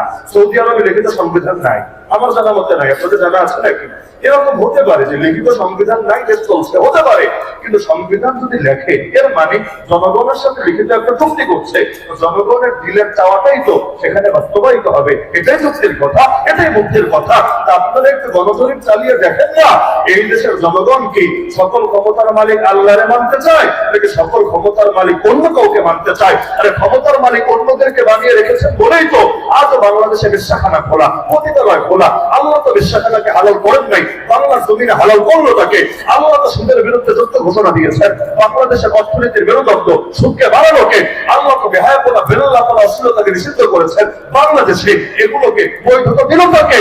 আল্লাহ তাআলা যা কিছু হারাম করেছিলেন এমন বহু কিছুকে এই দেশে হারাল করলো তাকে। তার মানে কিছু লোক আল্লাহর ক্ষমতা নিজের কাঁধে তুলে নেওয়ার চেষ্টা চালিয়েছে। ওই যেমন কিছু লোক হাত দেখে দাবি করে ও নাকি ভাগ্য জানে। আপনার হাতের মধ্যে একটা কাজ রেখে বা টিয়া পাখি চালান দিয়ে আপনার ভাগ্যটাকে বলে দিতে পারবে। বা আবার কিছু লোক দাবি করে ভাগ্য পরিবর্তন করে দিতে পারে, কিন্তু দেখা না। ওর কাছ থেকে আংটি নিবেন, পাথর নিবেন, এই পাথর নিলে মনের মানুষকে কাছে পাবেন, এই পাথর নিলে দাম্পত্য জীবনে সুখী হবে। বহুত বহুত ফজিলত, বহুত বহুত ফজিলত। এভাবে ভাগ্য পরিবর্তনের ঠিকাদারি। আর কিছু লোক বিধান দেওয়ার ঠিকাদারি নিয়েছে। আরে সৃষ্টি করবেন যিনি, বিধানও দিবেন তিনি। আমার ঘরে আমার কথাই চলবে, তুমি যদি চালাতে আসো তোমার কথা, তোমার সাথে আমার ফাইট হবেই হবে। অথচ আমার ঘরের আমি কিন্তু আসল মালিক না, আমরা নকল মালিক, রূপক মালিক। আসল মালিক কুল কায়নাতের একজনই, তিনি কে? আল্লাহ। যদি কুল কায়নাতের একচ্ছত্র মালিক হন, তাহলে কুল কায়নাতের বিধান চলবে কার? স্বাভাবিক কথা, একটা খুবই স্বাভাবিক কথা। আলা লাহুল খালকু ওয়াল আমর, সৃষ্টিও তার, বিধানও তার। ইনিল হুকমু ইল্লা লিল্লাহ, তিনি ছাড়া বিধান দেওয়ার ক্ষমতা আর কেউ রাখেনি না। আফা হুকমুল জাহিলিয়াত ইয়াবগুন, আরে বান্দা কি অনিসলামিক বিচার চায়? ওমান আহসানু মিনাল্লাহি হুকমান লিকাওমি ইউকিনুন। অথচ বিশ্বাসী সম্প্রদায়ের জন্য আল্লাহর চেয়ে উত্তম বিচারক আর কে হয়? আল্লাহ প্রশ্ন করে দিচ্ছেন, বল না বান্দা, আল্লাহর চেয়ে উত্তম বিচারক আর কে হয়? আল্লাহ যদি উত্তম বিচারক হয়, আজকে কোরআন শরীফ একটা নিয়ে যান, নিয়ে বিচারকের সামনে দিয়ে বলেন, হে বিচারক সাহেব, আমাকে কোরআন দিয়ে বিচার করে দেন। আমার পক্ষে আসলেও খুশি, বিপক্ষে গেলেও খুশি, কোরআনের বিচার আমি মানি, কারণ আল্লাহ আমারে ঠকাবে না, আল্লাহ আমার উপর জুলুম করবে না। দিয়ে দেখেন না, কোরআন দিয়ে বিচার করে দেবে, তাই না? দেবে বিচার করে? বিচার তো করে দেবেই না, আদালত অবমাননার মামলা তো খাবেনি। আর যদি কপাল বেশি ভালো হয়, আমাদের উপর তো জঙ্গি মামলা নিয়ে কাছে করে দিতে হবে, আর কিছু লাগবে না। কেন? আপনি কোরআনের আইনের কথা বলবেন, আমার আইনটা মানিস না, তার মানে তুই রাষ্ট্রদ্রোহী, তুই বাংলাদেশের জন্য বিছড়া। করে নিয়ে জেলে ধরতে হবে, করে নিয়ে আয়না করে ভরতে হবে, করে ক্রস ফায়ার দিতে হবে, করতে হবে, ট্রেন করতে হবে। অপরাধ কি? আল্লাহর আইন চেয়েছেন, চাইলেন কেন? এতে অপরাধ, হত্যা মেনে নেন, আপনার উপর খুশি। তাহলে এই প্রভুর প্রভুত্ব, প্রভুর প্রভুত্বে অংশীদার হওয়ার চেষ্টা এই জাতীয় রাষ্ট্রেও অনেকে চালায় নাকি চালায় না? এদের মধ্যে আর ফেরাউনের মধ্যে পার্থক্য হয় কোথায়? আমাকে বোঝান না। কারণ আমি আগেই বলেছি, কোরআন অতীত হবে না। কেউ যদি নিজেকে বিধানদাতার আসনে আসীন করতে চায় এবং আল্লাহর বিধানকে ইলিগাল বানিয়ে নিজেরটাকে শুধু লিগাল না, বরং নিজেরটাকে আবশ্যকীয় হিসাবে সাব্যস্ত করতে চায়, আমি আমার চোখে তার মাঝে আর ফেরাউনি বৈশিষ্ট্যের মাঝে কোনো পার্থক্য খুঁজে পাই না। ফেরাউন একটা ব্যক্তি না, একটা আদর্শ। এটাকে একটা ব্যক্তি হিসেবে দেখলে অতীত মনে হবে, অতীত মনে হবে, কিন্তু এটাকে একটা আদর্শ, একটা ফেরাউনি নিজাম, একটা সিস্টেম হিসাবে দেখলে এটাকে চির বর্তমান মনে হবে। এমনকি ফেরাউনের 3টা বড় বড় ভিত্তি আছে, স্তম্ভ আছে। শেষ থেকে শুরু করি, 3টা শেষ নাম্বার থেকে। 3 নম্বর ভিত্তিটা হলো জ্ঞানী, গুণী, বুদ্ধিজীবী। বলবেন মানেটা কি? আপনি চিন্তা করেন, এই ফেরাউন নবী মূসার জন্মের আগে তার বিরুদ্ধে মৃত্যুদণ্ডের রায় দিয়েছিল নাকি দেয়নি? শুধু এক বাচ্চার বিরুদ্ধে না, ওই বছর যতগুলো ছেলে সন্তান জন্ম নিবে সবাইকে মারার রায় দিয়েছিল নাকি দেয়নি? আচ্ছা, রায় দিয়ে কি শেষ না? বাস্তবে মারা হয়েছে, বাস্তবে মেরেছে, বড় আরে মেরেছে, তারাও মারত। কিন্তু আল্লাহর কুদরত, তাকে আল্লাহ মারেকে আল্লাহ মারতে দেয়নি, উল্টা তারে তারে পালক পিতা বানায় নবী মুসার হেফাজত করেছে। সে পালক পিতার ভূমিকা পালন করেছে, অথচ এই মাসুম বাচ্চাদের মারার জন্য এতগুলো বাচ্চাকে মেরেছে। ফেরাউন এই পর্যায়ের জানেন, এই পর্যায়ের স্বৈরাচারী তো মাসুম বাচ্চার সঙ্গে লাগতে পর্যন্ত দ্বিধা করে না। এমনকি একদিকে দাবি করে নিজেকে খোদা। আরে বেটা, তুই যদি খোদাই হোস তাহলে ছোট বাচ্চারা ডরাস কেন? তুই যদি খোদাই হোস, তোর তো গোটা দুনিয়ারও ভয় পাওয়ার কথা না, খুব মারবি সব হাওয়া হয়ে যাবে। নিজের খোদা দাবি করে এই ছোট বাচ্চার ভয়ও যদি থরথর করে কাঁপো, তাহলে তোমার খোদাই নিয়ে তো মানুষের প্রশ্ন থাকবেই। এই দেশে দেখেন না, আলেম ওলামাদের চাইতে বড় নিরীহ কে আছে? অতি সাধারণ, অতি সাধারণ। এমন না হাতে অস্ত্র আছে, বিশাল বাহিনী আছে, তাদের এই আছে সে আছে, কিছু নাই। সাধারণ মানুষ, হাতে তসবিহ আছে, জায়নামাজে হয়ে গেছে। কিন্তু দেখবেন জালেমরা কেন জানি তাদের ভয়ে থরথর করে কাঁপতে থাকে। মুরব্বী মুরব্বী আলেম যাদেরকে তিনজন মিলে ধরে উঠাতে হয়, ওই রকম মানুষগুলোকে নিয়ে বছরের পর বছর পর্যন্ত তারা রুদ্ধ করে রাখে। এমনকি অসুস্থ হয়ে এমনি একটা কবরে চলে গেছে, তাদেরকে পর্যন্ত গুপ্ত হত্যা করে ছাড়ে। কিসের জন্য? তার মানে ইমানের এমন এক শক্তি আছে, এটা আপনি তার পান বা না পান, আল্লাহ দুশ্মনটা ঠিকই বোঝে। বুঝে বলে বাচ্চারা ছাড়তে রাজি না। একদিকে বাচ্চা জন্মের আগেই তার বিরুদ্ধে মৃত্যুদণ্ডের রায় দিয়ে দিল, কোন মানবাধিকার সংস্থারও কিছু বলার নাই, কারো জবাব দিয়ে চাওয়ারও কিছু নাই। নর রাজ্যে ওই রাজা, ওর কথার উপর কথা বললে আয়নাগরে ঢুকতে হবে, আর উপায় নেই। এর জন্য সবাই চোখ, সবাই চোখ। তার মানে ফেরাউন কোন জবাবদিহিতার ধার ধারে না, এটা বোঝা গেল না? এই ঘটনা থেকে এটাই বোঝা গেল। আজকে পুরো আলোচনা আমি বলেছি, আমার ঘটনা শোনানোর উদ্দেশ্য না, ঘটনা আমি বিস্তারিত শোনাবো না, খালি এক একটা পয়েন্টে ফোকাস করে আপনার বিবেককে আমি নাড়া দিতে চাই, ভিন্ন কোনো ব্যাপার না।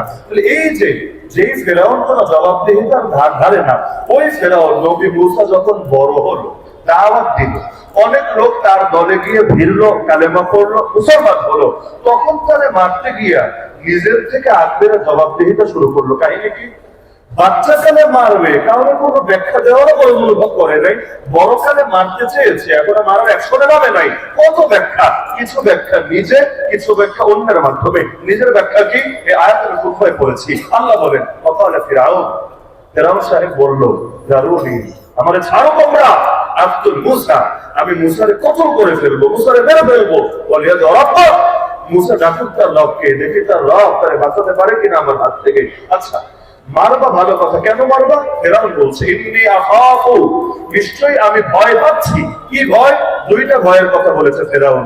এক নম্বর ভয়, আইয়ুবাদদিলা দীনাকুম, নবী মূসা তোমাদের ধর্মকে বদলে দেবে, তোমাদের ধর্মের অপব্যাখ্যা করবে, তোমাদের ধর্মের আগের রূপটা বাকি রাখবে না, তোমাদের ধর্মটারে নতুন করে পাল্টে ফেলবে। তার মানে নবী মূসা ধর্মের অপব্যাখ্যা করবে, ধর্ম বিকৃত করবে, এটা নিয়ে মাননীয় ফেরাউন মহোদয়ের চিন্তায় ঘুমই হয় না।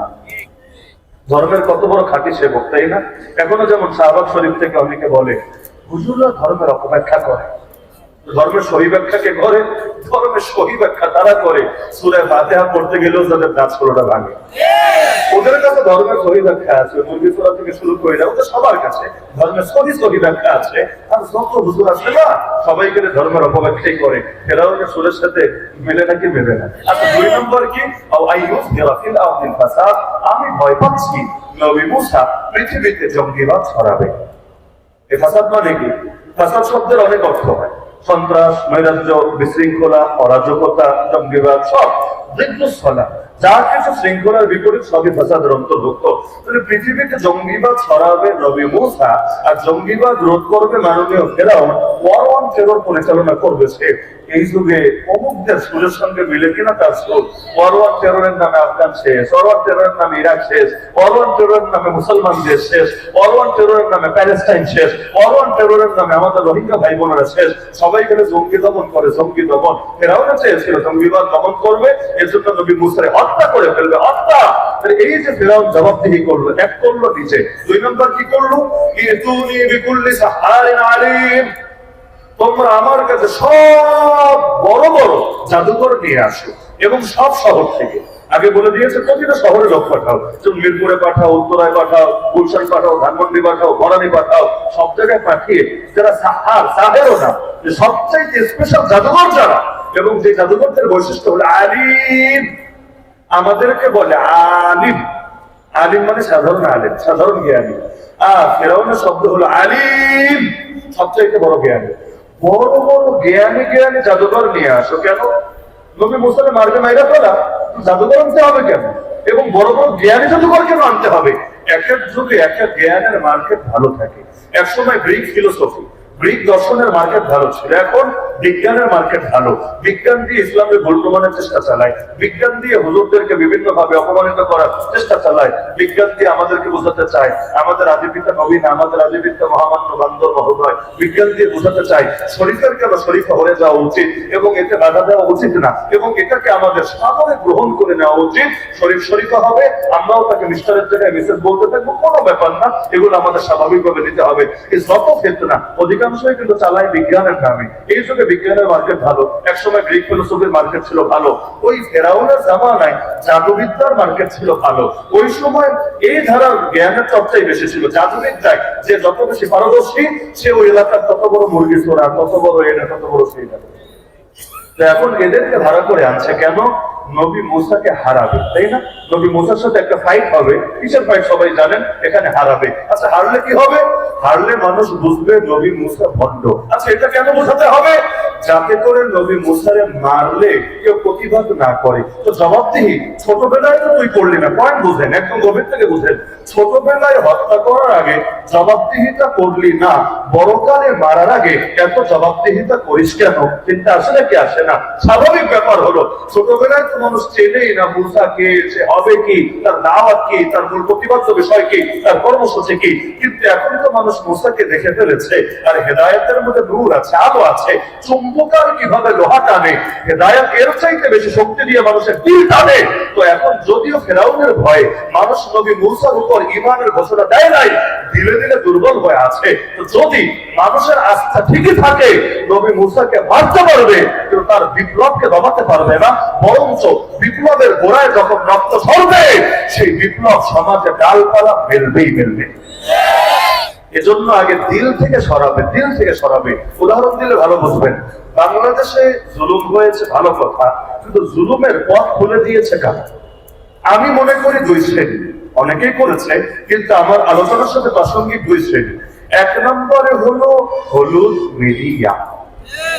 রাজাকার মানে দাড়ি টুপিওয়ালা লোক, রাজাকার মানে পাঞ্জাবি পরা টাইপের একটা লোক, এইরকম থিম, এইরকম একটা চিত্র এই দেশের মানুষের মগজে কারা ঢুকানো আমারে বলেন? এখন যারা আছে জেনারেশনে, অধিকাংশ তো মুক্তিযুদ্ধ দেখেই নাই, না চেনে মুক্তিযোদ্ধা, না চেনে রাজাকার। ওই সময় দেখে দেখে তারা চেনে না, বই পড়ে জানলে জানতে পারে। কিন্তু এই যে মিডিয়ায় দেখিয়ে দেখিয়ে দেখিয়ে দেখিয়ে দেখিয়ে দশকের পর দশক ধরে মানুষের ব্রেইন ওয়াশ করা হলো, মগজ ধোলাই করা হলো। এমনকি হুজুর মানে জঙ্গি বা জঙ্গিবাদের ব্যাপারে সফট কর্নার রাখে, এইরকম একটা বয়ান তৈরি করা হয়েছে নাকি হয় না? মানে এখনো মনে করে 2005 সালে, তখন আমরা ছোট, হেফখানায় পড়তাম, মাদ্রাসা থেকে বাসায় যেতাম, আমি অনাবাসিক ছিলাম পুরো হেফখানার টাইম করে। তো কোরআন শরীফটা বুকে নিয়ে যেতাম। অনেক বাচ্চা দেখবেন হেফখানা একটা কাপড়ে কোরআন পেঁচিয়ে বুকের মধ্যে নিয়ে বাসায় যায়। 2005-এ কি একটা দুর্ঘটনা ঘটেছিল, 17 আগস্ট, সব জানা আছে পুরো বাংলাদেশে অধিকাংশ জেলার মধ্যে, বা প্রায় সবগুলো একটা বাদে সব জেলার মধ্যে কি দুর্ঘটনা ঘটেছিল সবাই জানে। এবং এটা বাংলাদেশে যে ইসলাম পন্থার বড় ক্ষতি করেছে, এটাও যে কেউ বুঝবে, যে কেউ বুঝবে। কিন্তু যে প্রসঙ্গে কথাটা টানলাম, হেফখানায় পড়ি, বয়স আর কত না, মানে মানুষ তখন ওই মাদ্রাসা থেকে বাসায় যায়, বুকের মধ্যে কোরআন একটা রাখা। আমাদের ওখানে সিলেটে স্বাভাবিক যাতায়াতের জন্য আমরা হয়তো সিএনজি মানে রিজার্ভ করা লাগে না, সিলেটে লাইনের সিএনজি চলে, সিএনজি অথবা বাস, এই দুইটা দিয়ে যেতাম বেশিরভাগ সিএনজিতে। কতদিন, আমার সেই এতকাল আগের কথা কিন্তু এখনো ভুলতে পারি না, কতদিন যে কত লোক বলেছে হুজুর, ছোট হুজুর বুকে কি বোমা টোমা নাকি? অথচ এটা দেখলে কে না বোঝে এটা আল্লাহর কালাম কোরআন। যে বলছে সেও কোনো কাফের না, কোনো হিন্দু না, কোনো খ্রিস্টান না, একজন মুসলমান। কিন্তু একটা টিটকারি মেরে ছোটবেলার কথাগুলো কিন্তু দিলে একটু বেশি লাগে, স্মরণও বেশি থাকে। 2005-এর কথা 2025-এ এসে বলতে পারি নাই, কোনোদিন বলতে পারবো কিনা আমি জানি না। এখনো এর অপমান বোধ ভিতরে কাজ করে যে আমি কোরআন দিয়ে মাদ্রাসা থেকে বাসায় যাবো, বাসা থেকে মাদ্রাসায় আসবো, এখানে আমাকে জঙ্গিবাদের ট্যাক্স শুনতে হবে কেন? স্কুলের ছেলেকে তো বলছে না, অন্য লাইনের ছেলেকে তো বলছে না, আমাকে কেন বলছে? আরে আমার গায়ে তখন তো দাঁড়িয়েও নাই, কিছু নাই, আমার গায়ে শুধুমাত্র পাঞ্জাবি আছে, মাথায় টুপি আছে, এজন্য আমাকে অন্য চোখে দেখা হবে, এজন্য আমাকে জঙ্গি টাইপের এই টাইপের একটা ট্যাগ দেওয়া হবে। অথচ জঙ্গিগুলো যাদেরকে চিহ্নিত করার চেষ্টা করেছে এদের মধ্যে সবাই যে এরকম লেবাস পোশাক ছিল তাও কিন্তু না। এই পোশাকগুলোকে আলাদা করে কালার করলো কে? এমনকি কালেমা করে পর্যন্ত। আরে কালেমা, যে কালেমা দেখবেন ডক্টর ইউনূস সাহেব উপদেষ্টাদের সঙ্গে বৈঠক করেন, উপরে আপনি ছবিগুলো দেখলেও দেখবেন উপরে কালেমা লেখা আছে লা ইলাহা ইল্লাল্লাহ মুহাম্মাদুর রাসূলুল্লাহ। মসজিদগুলোতে দেখবেন অধিকাংশ বা অনেক জায়গায় মিম্বারের উপর লেখা আছে লা ইলাহা ইল্লাল্লাহ মুহাম্মাদুর রাসূলুল্লাহ। গাড়িতে দেখবেন, গাড়িতে অনেক গাড়ির পেছনে, অ্যাম্বুলেন্সে তো কমন, অনেক গাড়ির পেছনে দেখবেন লেখা আছে লা ইলাহা ইল্লাল্লাহ মুহাম্মাদুর রাসূলুল্লাহ। অথচ আপনি এখানে লা ইলাহা ইল্লাল্লাহ মুহাম্মাদুর রাসূলুল্লাহ লিখে দেন সাদা কাপড়ের উপর, কালো কাপড়ের উপর, অন্য কাপড়ের উপর, এক শ্রেণীর লোক বলবে জঙ্গিবাদের মধ্যে পাওয়া যায়। কালেমার মধ্যে জঙ্গিবাদ ঢুকে গেল। রংধনুর 6 রং, যেটা 7 রং না, রংধনুর 7 রং, আর ওই যে সমকামীদের 6 রং, ওগুলো আপনি কেউ খারাপ বলবে না। ব্রাজিল, আর্জেন্টিনা, ইন্ডিয়ার পতাকা ওরা কেউ খারাপ বলবে না। কালেমাটা দেখলেই চুলকানি শুরু হতে দেরি হবে। হুজুর অমুক দল ব্যবহার করে কালেমা, এজন্য কালেমা বলা যাবে না। তো অমুক দল যা করে তা করা যাবে না, মানুষ সেটাই সত্য। অমুক দল যা করে সেটা করা যাবে না। অমুক দলের লোকেরা মুসলমানই করে, তুই জোড়া লাগায়। অমুক দলের লোকেরা নামাজ পড়ে, তুই নামাজ বাদ দে। অমুক দলের লোকেরা বিয়ে শাদী করে, তুই চিরকুমার হয়ে থাক। আরে আজিব কথা, যেই জিনিস ইসলামে আছে এটা কে করে আর কে করেন এটা দেখে কে আমরা করবো না। বেদাতিরা জিকিরের কথা বলে, আমরা জিকিরের কথা বলবো না। ওরা বিভিন্ন ক্ষেত্রে সুন্দর সুন্দর শব্দ ব্যবহার করে, সুন্নি, সুন্নত মানা, এই যে সুন্নতের শব্দটাও নিয়ে ব্যবহার করে। আমরা কি আমাদেরকে আহলে সুন্নাত ওয়াল জামাত বা সুন্নি বলতে পারবো না? যে সুন্নত মানে সেই তো সুন্নি। কে কি করে কে কি করে না এটার দায় তার। 2 নম্বরে কিসের নামে চলে না, রাজনীতির নামে তো 2 নম্বরে চলে। পুলিশের পোশাক পরে ডাকাতও ডাকাতি করে মাঝে মাঝে, কত আকাম তো চলে। তো কি হয়েছে? আর মসজিদে যদি জোড়া চুরি হয় কেউ বলে না মুসল্লি চুরি করেছে, বলে চোর মুসল্লি সেজে এসেছে। এই জায়গায় বোঝো, ওই জায়গায় বোঝো না কেন? তার মানে তোমাদের ইসলাম নিয়ে চুলকানি আছে। এই প্রথম আমরা এই ডেইলি স্টার ওরা দীর্ঘকাল ধরে একটা বয়ান তৈরি করে, একটা ন্যারেটিভ দাঁড় করায়। এরপর ওদের তথ্য সন্ত্রাস হতে হতে যখন একটা জেনারেশনের মগজ ধোলাই হয়ে যায়, তখন সরকার জুলুম করার সুযোগ পায়। এই দেশে আমাদের উপর যত জুলুম হয়েছে তাই সরকারের যেমনি আছে, হলুদ মিডিয়া গুলোর আরো বেশি আছে। ওরা মানুষের মগজ ধোলাই করে করে আমাদের উপর এত জুলুম হওয়া সত্ত্বেও মানুষের চুপ থেকেছে। এই পরিবেশ ওরাই তৈরি করে দিয়েছে। দ্বিতীয় হলো বুদ্ধিজীবী। এই বুদ্ধিজীবী গুলা বুদ্ধি বেঁচে বেঁচে খায় আর এক একটা নিত্য নতুন বয়ান দাঁড় করায়। আবার এগুলোর পরিবর্তন সময় লাগে। ওরা নিজেরা ক্ষমতা আসতে পারে না, সাধারণভাবে পারে না। যখন যে আসে তার কাজে সওয়াল হতে চায়। এই বুদ্ধিজীবী গুলো এই মিডিয়ায় বৈশা এক একটা বয়ান দাঁড় করায় আর আমাদের উপর জুলুমের পথগুলো খুলে দেয়। তো ফেরাউনের সাথে মিলে নাকি মিলে না? ফেরাউন জাদুঘর আনে কেন? কেন জাদুঘরের দরকার নাকি? মারবে বা তোর কে না করেছে? আর কি গণতন্ত্রের দেশ নাকি? নাকি ওর উপরে আমেরিকা খবরদারি করবে? নাকি পৃথিবীর অন্য কোনো সুপার পাওয়ার ওকে জিজ্ঞাসাবাদের আওতায় আনবে? নাকি আন্তর্জাতিক আদালতে মামলা হবে? কি হবে? কিছুই তো হবে না। তো মার, কিন্তু না, মারবে না। আগে বয়ান দাঁড় করাবে, মানুষের ভেতর থেকে আস্থা নষ্ট করবে। আস্থা একবার নষ্ট করতে পারলে তখন কাজ করা সহজ হয়। বাংলাদেশেও দেখবেন আলেমদের আস্থা নষ্ট করার চেষ্টা চালায়, আর 2টা ট্যাগ লাগাইয়া দিলে তো মাশাআল্লাহ। পরে যদি গিয়ে থুকু দেয় তাও লাভ নাই। এখন আর্থিক কেলেঙ্কারি আর এখন নারী কেলেঙ্কারি। যদি কারো নামে লাগে, যদি পরে প্রমাণিত হয় ভুয়া, তারপর ক্ষতি যা হওয়ার তা তো হয়েই গেছে এবং আস্থায় মানুষের ঘাটতি দেখা দিয়েছে। ফেরাউন স্তম্ভের বাকি 2টা আমি শুধু শিরোনাম বলে শেষ করে দেবো। তাহলে একটা স্তম্ভ আমরা পেলাম জ্ঞানী, গুণী, বুদ্ধিজীবী। দ্বিতীয় স্তম্ভ হলো বাহিনী।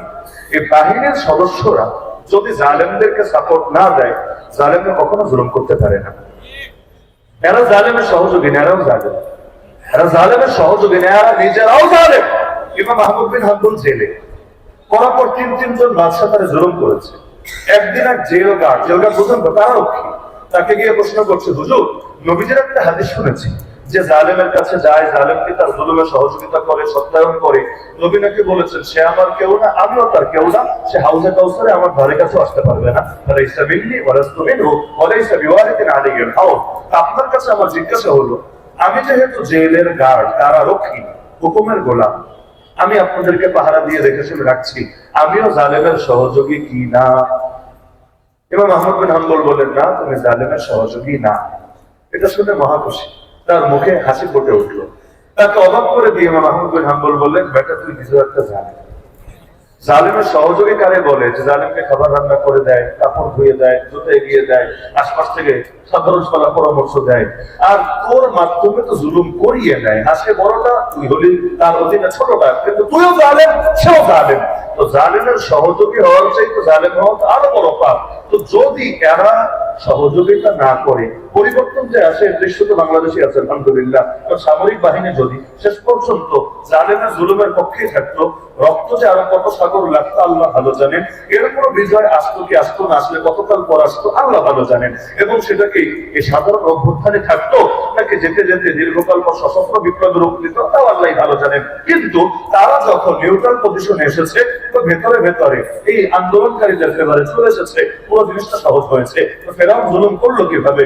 আর বাহিনীর মাধ্যমেই তো। সুতরাং যারা বাহিনীতে চাকরি করে তাদের এই জিনিসটা চিন্তা করা উচিত যে দুইটা যে কোনো একটা। এক নম্বরে, আমি যেখানে আছি এখানে যদি আমাকে ইচ্ছে অনিচ্ছায় জালেমের রোলগুলোই প্লে করতে হয়, এবং আমি এখানে থেকে দিনের কোনো উপকার করতে পারি না, দিনদারদেরও পারি না। কিছু কিছু জায়গা আছে পারা যায়, ওই চাকরিতে থেকে আলহামদুলিল্লাহ দিনের এবং দিনদারদের অনেক উপকার করতে পারা যায়, সন্দেহ নেই। এরকম থাকলে ভাই থাকো, সমস্যা নেই। কিন্তু যদি এমন হয় তুমি এখানে দিনের কোনো উপকার করতেই পারবা না, খালি ক্ষতি আর ক্ষতি আর ক্ষতিই করবা, তুমি গিয়ে পাবলিকের দিলে বুকে গুলি চালাবা, তুমি গিয়ে আলেমদের উপর বিভিন্ন ভাবে টর্চার চালাবা, তোমার দ্বারা খালি জুলুমি হবে আর জুলুমি হবে আর জুলুমি হবে। আমি মনে করি তার জন্য চাকরি করা জায়েজই নেই। সুতরাং হয়তো সে চাকরি ছাড়বে, অথবা সেখানে থেকেই কিভাবে দিনের খেদমত করা যায় এইটা পথ বের করবে। দুইটা কোনোটা যদি না করে, কোরআন বলে দিয়েছে, খবরদার গুনাহের ব্যাপারে, সীমালঙ্ঘনের ব্যাপারে তোমরা কেউ কারো সহযোগী হবে না। কিয়ামতের দিন এটা বললে মুক্তি নেই, আমরা হুকুমের গোলাম ছিলাম। আরে বেটা, হবে আল্লাহর হুকুমের গোলাম। মানুষ আবার মানুষের গোলাম হয় কিভাবে? লা ইলাহা ইল্লাল্লাহ, লা ইলাহা ইল্লাল্লাহ, হুকুম মানে একমাত্র আল্লাহ। চাকরি কইরে নিজের গোলাম পরিচয় দাও, চাকরি করেই, অথচ চাকরি নিজে নিজে ঘুষ দিয়া, এবং চাকরি ছেড়ে দিলেও তোমার কেউ কিছু বলবে না, তারপর নিজের গোলাম বলো। আর আল্লাহ খাওয়ায়, আল্লাহ করে, আল্লাহ সব করে, তারপর নিজের তার গোলাম বলে হয় না। মুখ দিয়ে আল্লাহু আকবার কেমনে বলো? লজ্জা লাগে না? মুখে বলো আল্লাহ সবচাইতে বড়, আর দিলে আছেন আল্লাহর চাইতে চাকরি বড়, পয়সা বড়, সরকার বড়, অমুক বড়, তমুক বড়। লজ্জা লাগে না? মুখে যদি একটা থাকে আর কাজে যদি আরেকটা থাকে, এটার ইমানদারি বলে না, মুনাফিকি বলে। এজন্য আল্লাহ কোরআনে জানিয়েছেন ফেরাউনও জাহান্নামে যাবে আর বাহিনীও জাহান্নামে যাবে। এবং ফেরাউনের পাকে ছিল ইন্না ফিরআউন ওয়া হামান ওয়া জুনুদাহুমা কানু খাতিঈন। শব্দ দেখেন, ফেরাউন, হামান এবং তার বাহিনী একসাথে আল্লাহ বলছেন তারা সকলে অপরাধী ছিল, পাপী ছিল, কোনো ভাগাভাগি আল্লাহ করেন নাই, একসাথে বলে দিচ্ছেন। আর শেষ স্তম্ভটা হলো কোরআনের ভাষায় ওয়াকালাল মালাউ মিন লাম হামজা, মিম লাম হামজা মালা। এই মালা তাদেরকে বলে সভাসদ বর্গ, রাজার আশপাশে সবাই যারা শরিক হয়। এই যুগের ভাষায় মন্ত্রী পরিষদের আমলাতন্ত্র, মন্ত্রী পরিষদের আমলাতন্ত্র। এরা চাইলে সরকারকে ভালো পরামর্শ দিয়ে আগায়ও নিতে পারে, চাইলে ডুবাইতেও পারে। যেমন ধরেন, নবীর জন্য সাহাবী বানায় কে? সাহাবী চাইলে কেউ হতে পারে না, আল্লাহ বানায়। فجعلهم وزراء نبيه يقاتلون على دينه فما رآه المؤمنون حسنا فهو عند الله حسن। সাহাবী চাইলে হতে পারে না, আল্লাহ নিজে সিলেক্ট করে, আল্লাহ নিজে সিলেক্ট করে। ইসতাফাহুল্লাহু তাআলা বিসহবতি নবিয়িহি ওয়া লিইকামাতি দীনিহি। আল্লাহ নিজে সিলেক্ট করে কেন? নবীর সহযোগী হিসাবে, যারা আল্লাহর নবীর দ্বীনের জন্য লড়াই করে। সুতরাং তারা কোনো ব্যাপারে একমত করে সেটাও যায় শরীয়তের দলিল হয়ে। আজকের বাংলাদেশে বড় ঝামেলা এখানে। এই যেমন ধরেন, সরকার যেই আসুক যেই যান, ধরেন আপনি সরকার হয়ে গেলেন, আপনি কিন্তু আপনি কাজ করবেন কাদেরকে দিয়ে? আপনি পরামর্শ শুনবেন কার? যদি এমন হয়, এই ক্ষেত্রে ফেরাউন তো নাই হয়েছে, কিন্তু হামান ঠিকই আছে। ফেরাউন নাই, কিন্তু হামান ঠিকই আছে। কি হবে?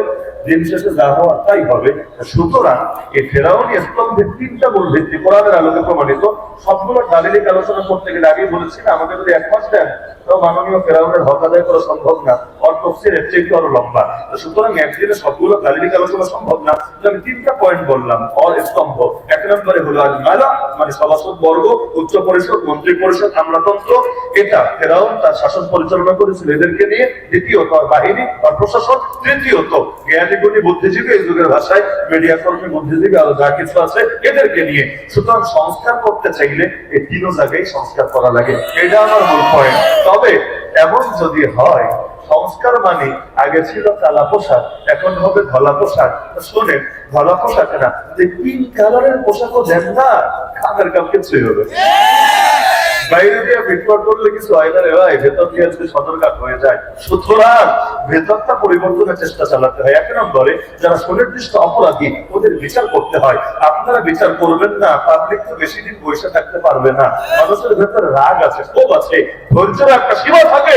ধৈর্যের সীমা ভেঙে গেলে মানুষ নিজেকে কন্ট্রোল করতে পারে না। 6 মাস কম সময় তো না। কত ললিপপ খাবে, কত চিপস খাবে। ললিপপ খেতে খেতে ক্লান্তি চলে এসেছে। আশ্বাস শুনতে শুনতে, আরে আহমদে ভাইয়েরা আছে, ওরাও তো হসপিটালে বসে আশ্বাস শুনতে শুনতে কেউ কেউ ইতিমধ্যে কবরে চলে গেছে। তবু উন্নত চিকিৎসা আর টাকা পয়সা এগুলো আর নসিবে জোটে নাই, এবং এই অবস্থায় তাদেরকে দুনিয়া থেকে চলে যেতে হয়েছে।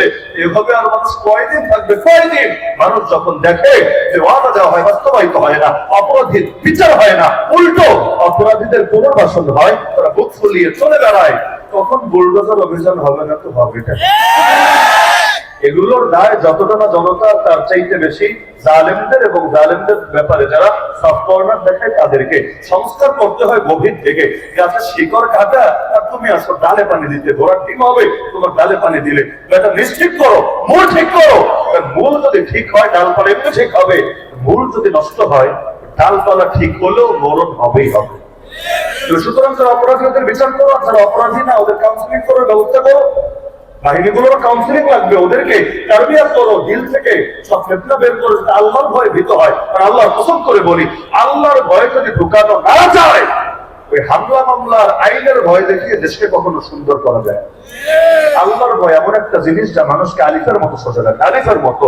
আর আল্লাহর ভয় যদি দিলে না আসে, বাইরে থাকবে ভালো, ভেতরে গেলে হয়ে যাবে কালো। সুতরাং এই সংস্কার এই 3টা জায়গায়, এই পুরো আলোচনা থেকে বুঝলেন তো 3টা মূল স্তম্ভ। তো ফেরাউনি আদর্শ দূর করতে চাইলো, এই 3 জায়গায় পরিবর্তন আনতে হয়। তবে শেষ কথা, নেতার পরিবর্তন হাজারটা হলেও কিছু হয় না যদি না নীতির পরিবর্তন হয়। ওই যে ফেরাউনি নীতি আমি বললাম না, নব্বুকুম আলা, তার বিধানকে চূড়ান্ত, দ্বিতীয় কোনো বিধান চলবে না। এই নীতি যদি চূড়ান্ত থাকে, আমারও নেতা বানান, কিচ্ছু হবে না, কিচ্ছু হবে না। কেন? আমি তো খোদাই দাবি করে বসছি, নিজের বিধানদাতা দাবি করে বসছি, অথচ আল্লাহ বিধানদাতা, এর বাইরে কোনো পথে চলতে পারে না।